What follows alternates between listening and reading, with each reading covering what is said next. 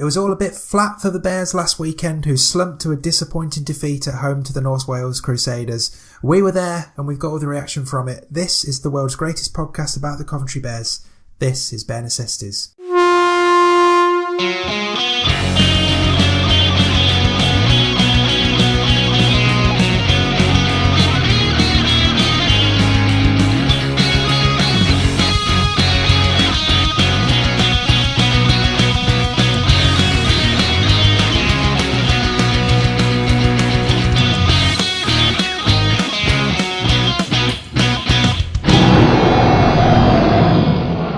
Yes, welcome to Bare Necessities, your favourite podcast about the Coventry Bears. We live at covbearspodcast.com. We're at covbearspodcast on Twitter, and you can find our little show on Spotify, Apple Podcasts, Google Podcasts, and YouTube too. I'm one of your hosts, Dave Musson, and joining me as always is former Bears fullback Craig Cathcart. Craig, how are you doing? Yes, I'm good, mate. I'm good. Obviously disappointed with the result at the weekend. I was kind of got it in my head that we were going to probably comfortably win, and then it didn't quite work out that way, but you know, never mind. On to the next game, and we'll see how that goes. Yes, very much so. So coming up, we will pick over the bones from last weekend's defeat to the North Wales Crusaders, including hearing from Bears head coach Tom Tsang, and we'll round up a bit of Bears news too. But first, shameless plug alert, a reminder that pre-orders are open right now for my book about the Bears' 20th anniversary season. As a reminder, it's part season diary, part profile of the club, and all of the proceeds are going to be split between the Bears and the charity Rugby League Cares. So head over to covbearspodcast.com/book to order your copy, and make sure you do it before the 22nd of July, otherwise you will miss out, because that's when the pre-order campaign finishes. It's £10 plus a delivery charge, but if you're a Bears fan or if you're coming to any of the Bears matches for the rest of this season, then you can pick it up from a Bears match from me in person and not have to pay postage. So covbearspodcast.com/book, get your copy, help a couple of good causes, and massage my ego ever so slightly. Anyway, on to some pretty exciting news, I think. So the home game for the Bears against Doncaster on Saturday 29th of June has been selected to be live streamed on the OurLeague app, which means the Bears brand is going to be put out there to thousands of viewers. Now, Craig, obviously we're probably going to be at the game in person, but it's really exciting for Bears to be getting involved in some live streaming action, isn't it? Yeah, I wondered when the Bears would be on OurLeague. I mean, I think the OurLeague app is easily the best thing. I mean, I follow lots of different sports. OurLeague is definitely, you know, the RFL does get a lot of criticism, but the OurLeague app is one of the best things that I know in any sport that I follow. It's an absolutely brilliant app. And, you know, there's frequent live game. There's at least one game a week, isn't there, pretty much? They show Women's Rugby League on there as well. They show academy games, they show League One games, Championship games, Challenge Cup games. It's absolutely fantastic and brilliant that the Bears are going to be on there. I mean, we've seen a few Bears games on different platforms now, and I love watching the Bears on TV or casting onto my TV. It's fantastic, and good to get that extra brand exposure for the Bears, and hopefully it'll be a really good game. I don't think there's a huge amount between the two teams, so it'll definitely be a good game for neutrals to watch. Definitely. So of course, if you can still come to the game in person, then you definitely should. Kick-off is 3 p.m. and it's the final Bears game of the year at Broad Street. But if you can't make it, or if you have friends elsewhere in the country who want to know what the Bears are all about, then tell them they can watch that game live on OurLeague. So let's go back to last weekend's disappointing 34-18 defeat at home to North Wales Crusaders then. We'll hear from Tom Tsang in a moment, but just a quick summary of the game. So it started brightly enough for the Bears. A scintillating try from Rhys Rance put us ahead, but Crusaders got back into it while the Bears had Cam Pearce-Paul in the sin bin, and then they did take the lead before half-time. And crucially, the visitors scored again right after the break, which meant that they always had a 2-score buffer, and that sort of panned out the second half for them, really. The Bears did hit back through Lewis Taylor to make it 12-16, but then they conceded again. And then Elliot Hall got it back to 18-22. That was his 9th try in as many matches. Pretty impressive return for him.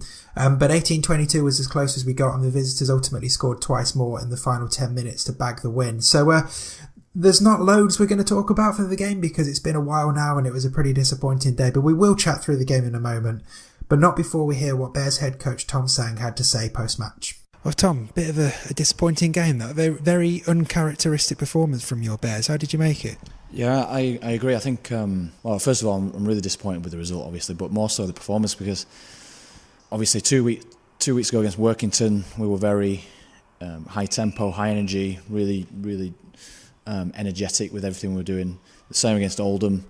For some reason today, we were just really flat. We were really poor on our off-the-ball efforts, which is something that we really work hard on. We pride ourselves. So when, for example, when someone's carrying the ball, we're really focus on making sure that he's got support going through the next hole in the defensive line, and defensively making sure that we've got people coming in and putting numbers in and working hard to slow the ball down, and the talk off the ball, etc. And it just all day, even through the warm-up, it just felt a little bit lacking in that area, and it's difficult to quantify. It's difficult to put your finger on the reasons why, but we'll definitely be looking at everything really in terms of a preparation for the game, which wasn't any different to what we've done in the past. But I guess these things must happen for a reason, because obviously that's what we've done, and that's the performance that we've put out off the back of it. So, and it felt like from the stands that quite a high penalty count against the Bears. Again, unusual for your team as well. Do you think that was all just part of the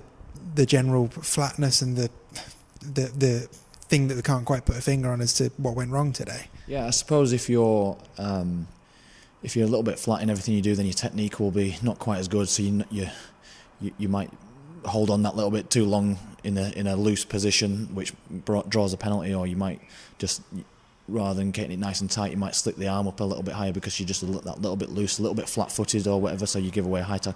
But yeah, there could be any number of reasons, but we're going to have a look at it in some detail this week and see where we can improve, because we've got a really tough run coming up. After this, we've got a little break with the Challenge Cup, but we play Whitehaven away, Workington away, and Doncaster at home. So we need to make sure that we're back to where we want to be, definitely. And it felt like the real crucial point of the game was that try from North Wales right after half time, which meant they were always 2 scores ahead, and your lads were always chasing. I mean, it's probably a stupid question to ask, but how much of the kick in the gut was that to concede so soon after the break? Well, it's really just because we spoke quite well at half time about what we needed to do, and there's a lot of, it seemed like there was a reaction in the changing room about, and people seemed a little bit more urgent as they were coming out. Obviously, it just knocks that wind out your sails immediately. Having said that, we managed to sort of bounce back and managed to get within 4 points, but I think realistically the first half, where we completed at under 50%, where we made a high number of errors, high number of penalties, and just gave Crusaders all that ball, that really took its toll in the second half, and it was just all the extra defending that we did which came back to bite us. And that was one of the things that we spoke about at half time, was that despite how poor we'd been, like I said, a completion rate of about 42%, and not really had the ball in any challenging position, we were still only 1 try behind. And the one try that they scored was, one of the tries they scored was when we had a man down on the field, and the other one was a bit of a lucky bounce off a kick. So we didn't feel too threatened by them, but obviously just the weight of defence ultimately took its toll on us in the second half. So yeah, we just need to make sure that our mindset and our attitude is better than it has been today, because any team in this division can beat any other team, and it's about those small factors really. And look, like a couple of injuries to Peter Ryan and to Nick Newman. Have you got any updates on those? I don't actually, unfortunately. Neither looks particularly encouraging. So Peter there, it's either a neck or a chest, possibly a shoulder injury. We're not sure, but we don't think it's sort of the shoulder itself, but more muscular. But we just need to give him a couple of days just to see how he pulls through. I think he should be okay in 2 weeks' time. More concern is Nick. I must admit, he didn't look too great when he came off. He tried to run it off a little bit, but he was not having any luck with that. So we'll just wait and see what the physios and the medical team say. And you mentioned earlier going into a week off now before back-to-back trips up to Cumbria. So what are you tasking your players with doing on this week off? Is it switch off from rugby, take a break, or are there things that you're giving them to work on? Well, I think as a coaching staff, we'll be making sure we look at everything that we've done in the build-up to this game and the performance itself. We'll be asking the players to look at their own performance as we always do, and I think we can't be comfortable getting a good win against Workington and then a decent performance against Oldham and that being it and it's stopping there. We need to keep challenging ourselves to get better and be more consistent is the main thing. We know that we can challenge and beat some of the best teams in this division. It's doing it week in, week out, which is a difficult thing, and that's where we need to get to. And just lastly, we're sat here recording this while overviewing Wigan Warriors and playing the Army in the Women's Challenge Cup. How nice is it to be part of this sort of double header and almost playing support role to this prestigious game from the women's side of things? Well, it's brilliant. Obviously, the Challenge Cup it's great to be involved in anything that's to do with Challenge Cup. The amount of history that there is in that, and obviously Wigan Warriors is a really famous name, and just from the small amount of game time that I've seen, it looks like it's a really high quality match. So it's certainly something that more people should try and get involved with. Great. Well, Tom, enjoy your week off and I'll speak to you in a couple of weeks. Cheers, mate. Thanks. So huge thanks to Tom, as always, for joining us on the podcast. Craig, there's no point in beating around the bush on this one. It wasn't good enough on Sunday, really, was it? It was a flat performance, definitely. I mean, they started... The strange thing is they started really brightly. They were really playing well in the early exchanges, and honestly, if you'd watched anyone watching the first 10 minutes of that game would have said there's only going to be one winner here. Things turned a little bit when Cam Pearce-Paul got sin-binned. Bears lost a bit of momentum. They also had a very good chance to score to go 12-0 up, where they knocked on over the line. And it sort of, the second half, or the first half, it was a bit strange then once Cam went off. I mean, the guys seemed to be playing reasonably well, having been down to 12, but then Crusaders got back in with those two tries and went in leading at half-time. But even then, I spoke to a few people at half-time. I was thinking, we've shown enough glimpses here that we're better than Crusaders. We'll go out and we'll win in the second half. And they even got a sin bin in the second half as well. But I did say to a number of people, the first score is going to be crucial. I did think if they score and go 2 scores up, then it's going to be difficult. Particularly the way the game was going. Neither team really got a massive amount of momentum because it was really stop-start. There was a number of injuries throughout the game. It was a bitty game. Both teams made errors as well. The referee, I wouldn't say he made questionable decisions, but certainly he was, I think probably his decisions were correct, but he was a very picky referee. So he was pulling people up on things that around the play of the ball and around the ruck that maybe wouldn't normally get picked up on, but not to say that he made any incorrect decisions. He reffed the game fairly well. But it was just one of those things. Even then, when we got back to 18-22, I thought, here we go, big last 10 minutes, we'll push on and win the game. And it just wasn't there. It was a bit of a flat performance. It was kind of, we were just waiting throughout the game for the Bears players to click and put in they put in such a sparkling performance against Workington, and even against Oldham put in such a great performance, even though they lost. We were just waiting for that spark, that something to happen, but it never quite did. I mean, the Bears had a number of people go off injured as well, which probably didn't help with the coherence of the team. And fair play though to Crusaders, who actually certainly I would say in terms of their performance were better than Workington were. They were very good defensively.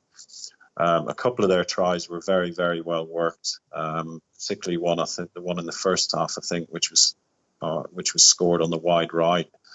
Some really good handling there, and they've got some really good players. The other thing as well is that they, possibly because of the Bears' injuries, but Crusaders definitely had more impact coming off the bench. They had a couple of big props who came off the bench. One who's an ex-Bears player, Brad Brennan. They had a massive impact on the game, whereas the Bears bench maybe wasn't quite so strong in light of the injuries that had happened. The other thing as well is obviously just when we were looking for that last push in the last 10-15 minutes, Nick Newman went off injured as well, and I think sort of put paid to any chance of the Bears going on to get the win. I mean, I think we were saying sat from the game, weren't we? What was frustrating on Sunday was that the Bears, when they scored their tries, it was so easy for them. They were like a hot knife through butter, and it was frustrating that when on those 3 moments when it did click, it was such a walk in the park to score the tries, and yet they still came away on the losing side. It was just frustrating, wasn't it? Yeah, absolutely.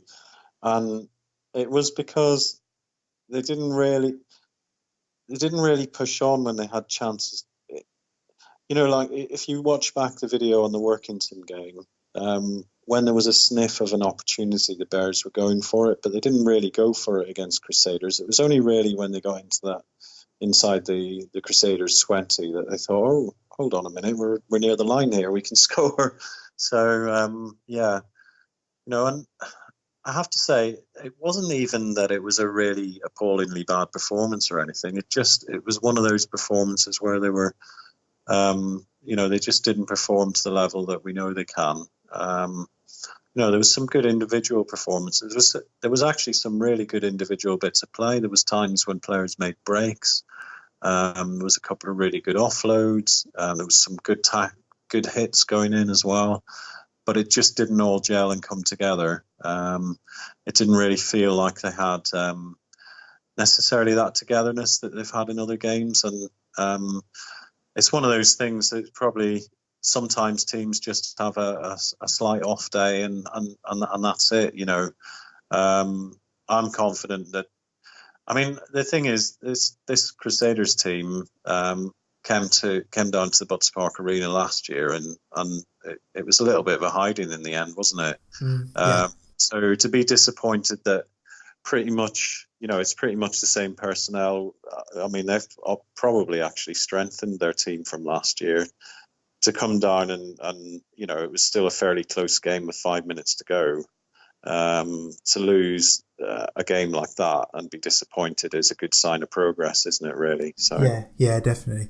Now, I know aside from the game, Craig, you were saying before we push record, there was, how do I put this? There was just something you wanted to vent some frustration on, and it's something that I think most rugby league fans up and down the country will identify with. So the floor is yours. Yeah, so I'm not singling out Crusaders fans here. I have to point that out. I think they're actually some of the best fans in the league. The banter that goes on in the stand was fantastic with them. They're friendly. They make a lot of noise. I love when the Bears play Crusaders. There's always a good atmosphere. But there was one or two fans in there with them. And to be fair, we see this with every team that comes down, that pretty much shouted offside on every single play of the ball. Now, the reason it annoys me is because it shows a fundamental lack of understanding about the game. And I'm not trying to make out that I'm some sort of expert here. But when the ref goes back to mark the 10, generally the ref will go back more than 10. They usually go back 11 or 12 yard, 11 or 12, so that they can see the line and they can look across and see who's drifting up, who's creeping or whatever else. So if the defensive line is not completely in line with the referee, that does not mean that they're offside. You're better to actually watch the touch judges, because if they're on the ball, they're normally marking the 10 every single time. I've seen clips on social media and stuff where people are complaining about players being offside, but the referee is not the person that you need to look at to be deciding whether or not they're back 10. The other thing as well, and I must have heard 20, 30 shouts of forward pass in the game. Even passes that were so obviously not forward. And again, this shows basically when someone passes the ball, if they're running at speed and they pass the ball, the effect is that the ball essentially is moving forward whenever it's passed. But a forward pass is only given if the ball leaves the hands going forward. So it's another thing as well. It can get a bit trying, can't it, when you're trying to watch a game and enjoy the atmosphere and someone's getting really agitated and shouting forward pass or offside all the time.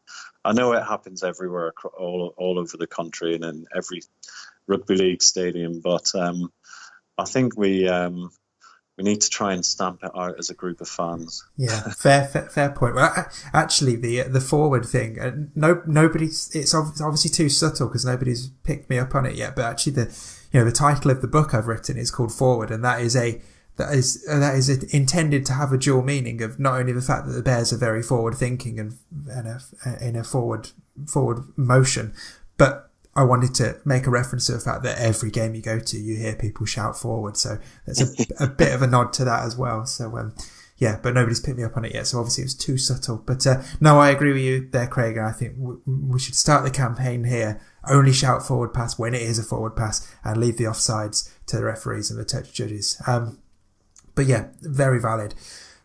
So yeah, a bad day at the office overall for Bears last weekend, but they've got a weekend off this weekend to reflect and lick their wounds a bit, so hopefully they'll come back with something to prove after that break. Now, before we go, a short show this week because there's not that much to talk about, but before we go, we've got to talk about what happened after the Bears game last week. So we were treated to a piece of action from the Women's Challenge Cup as the Super League champions Wigan Warriors beat the Army. Now, Craig, Wigan won fairly comfortably in the end, but the Army was certainly competitive for a bit, weren't they? And it was a really good game. Yeah, the Army really give it a good go, and it was right up until about 60 minutes. It was a really competitive game. There was, I have to say, some absolutely brilliant play up from both sides.